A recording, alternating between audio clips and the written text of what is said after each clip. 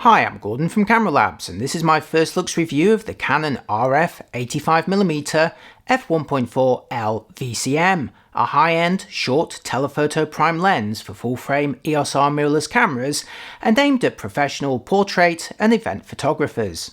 Launched in September 2025 and costing around £1680, I've got the dollar and the latest pricing in the description linked because it does change. It becomes Canon's fifth and longest hybrid prime lens, joining the 20, 24, 35 and 50mm models. I've placed them in order of focal length here, although do note that the hoods on the 35 and 50 were accidentally swapped. Sorry about that. I spent a brief time with the lens, and in this video I'm going to show you around it along with sharing some early tests comparing it against some other Canon 85mm lenses. Now these tests were all performed around Canon's buildings, so my subjects and backgrounds are going to be different from my normal reviews that I do around Brighton. The RF 85 1.4L becomes Canon's third, well technically its fourth 85 in the RF mount. I've pitched it here in the middle, flanked by the more affordable 85mm f2 STM on the left and the brighter 85mm f1.2L USM on the right. The 85 1.2L is also available as a DS version with additional defocusing capability, so technically that's why there's 4 RF 85s, but there's 3 main designs.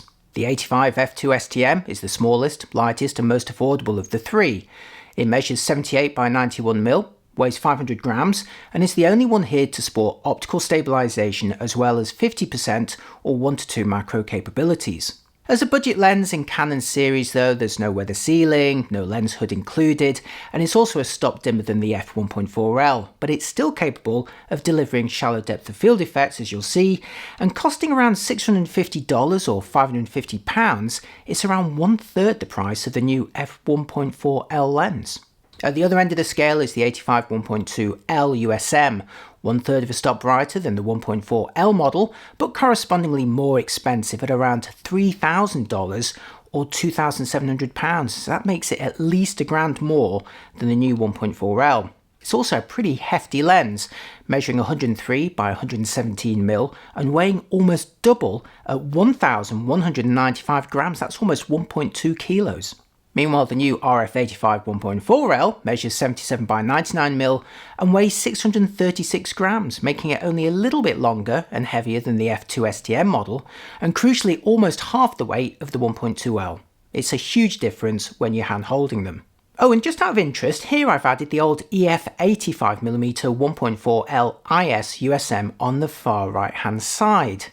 At 89 by 105mm and weighing 950 grams, this older model is larger and heavier than the new RF version, although it does include optical image stabilization, and some people may prefer the mechanically linked focusing ring.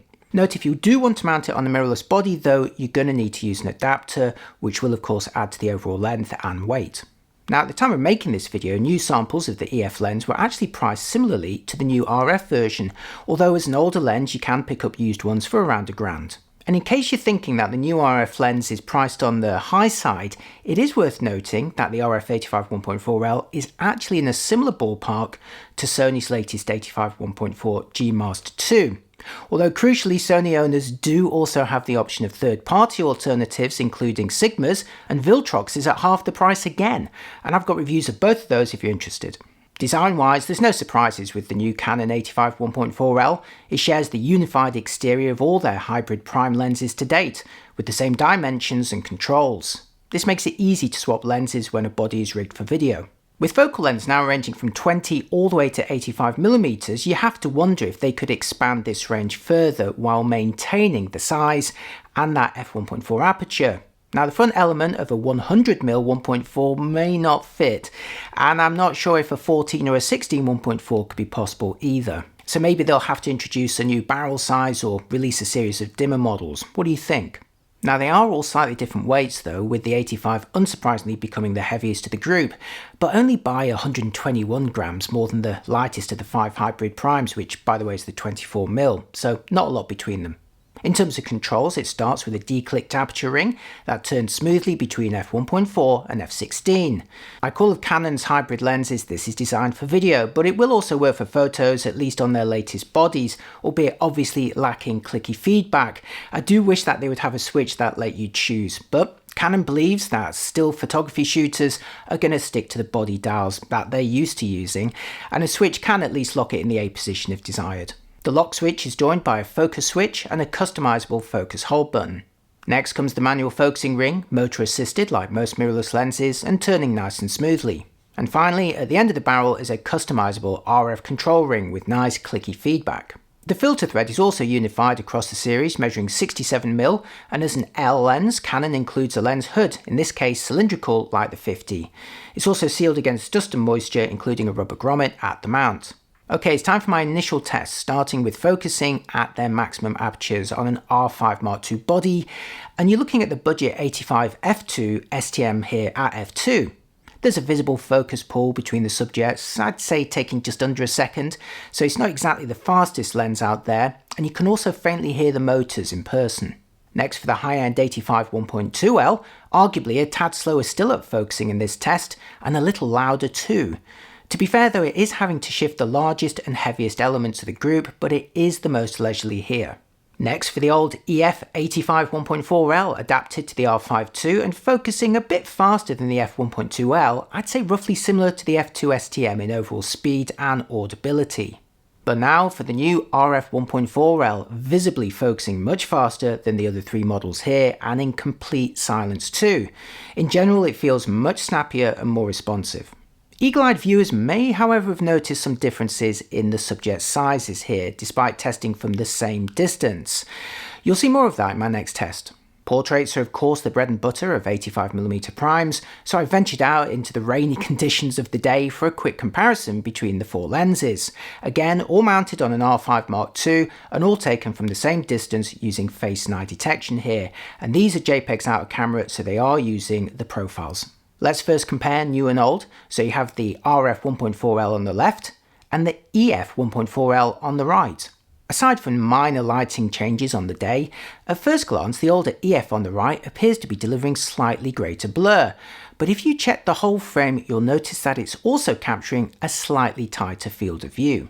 Look closer at both samples and I'd say the EF lens on the right is looking a tad softer on its bokeh rendering, but there's not much between them in terms of overall style.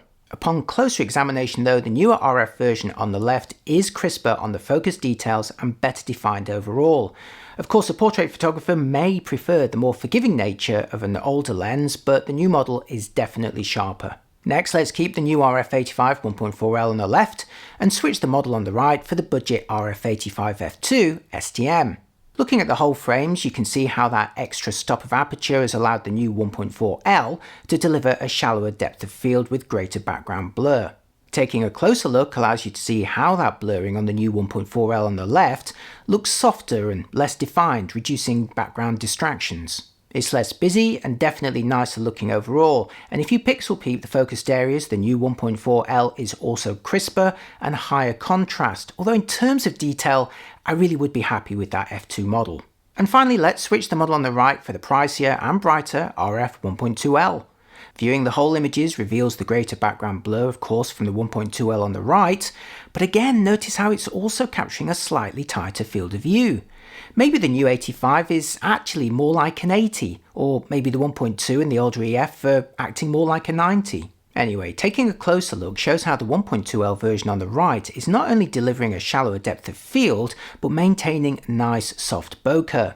The background is less distracting, and the subject is better isolated as a result. Pixel peeping the focus detail shows the 1.2L to be very sharp, but the new 1.4L to be a little crisper still with slightly higher contrast too. Again, this may or may not be preferable to a portrait photographer. I also had the chance to make a slightly more formal bokeh ball test, although again not the same as my normal one from home. So here's the new 1.4L wide open at 1.4 and delivering fairly nice bokeh blobs. There's a little outlining, mostly due to the type of LEDs on the subject, but at least there's no pesky onion rings to mention. As I close the aperture, notice how the 11-bladed diaphragm system does a great job at staying out of the way and rendering blobs that stay consistently round. By the way, the closest focusing distance of this lens is 75 centimeters. Now for another quick comparison, starting with the new RF 1.4L on the left and the old EF 1.4L on the right. First, you'll notice how the reproduction from the new RF lens on the left is a bit smaller from the same distance, so this is going to be reflected in the size of the cup and the bokeh blobs here. Taking a closer look shows they have similar rendering styles here, with nice looking blobs avoiding any onion rings. Note as the aperture is closed though, the older EF lens will reveal more of a defined geometric shape from its diaphragm system. Next, let's switch the model on the right for the budget f2 STM lens, and again you can see how it's capturing a slightly tighter field of view, so the subjects are going to be a little bit larger. The bokeh blobs on the right at a maximum aperture of f2 are of course smaller and not overlapping here, and I'd say their rendering is fractionally less soft but still well behaved with no onion ringing. Meanwhile, at smaller apertures there's the slightest hint of the diaphragm shape, but it mostly keeps out of the way. Note this lens may be dimmer but can focus closer than the other three on test, so if you're into macro photography, is going to be the preferable option.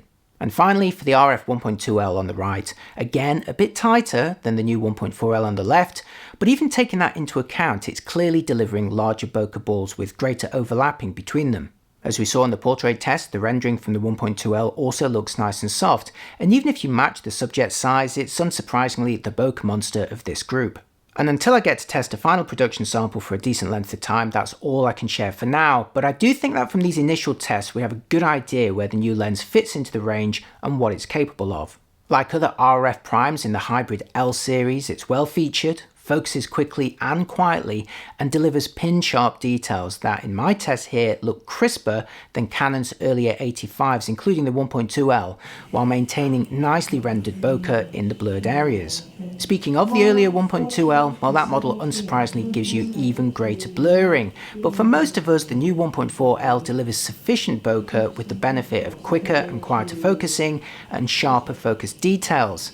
Plus, rather crucially, it's smaller, around half the weight and getting on for half the price too, and that's going to make it very tempting for professional portrait and event photographers in the Canon system, especially if they're going to be carrying it around all day long.